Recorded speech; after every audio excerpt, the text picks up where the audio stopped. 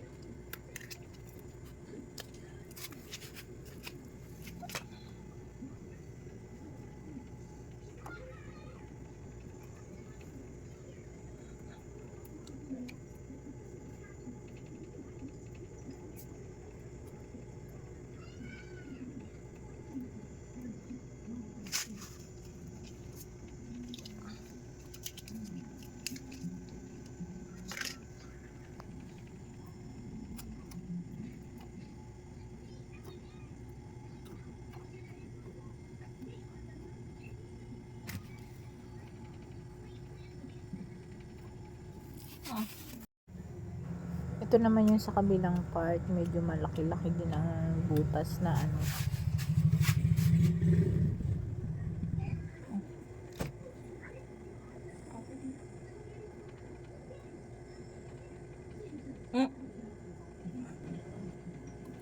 So ayan, pareho ko na siyang nalagyan, natapalan ng ang butas. Kaya papatuyuin ko muna siya saglit bago ko ikabit yung elbow o yung pagdungtungan.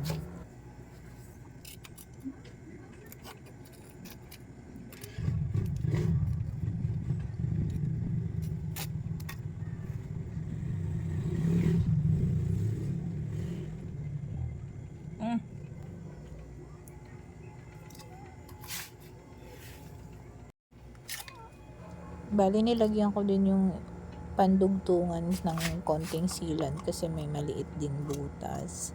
So, ito na nga. Dahil tuyo na yun, itatry ko na kung kakasya itong nakita kong pandugtungan. So, ayan.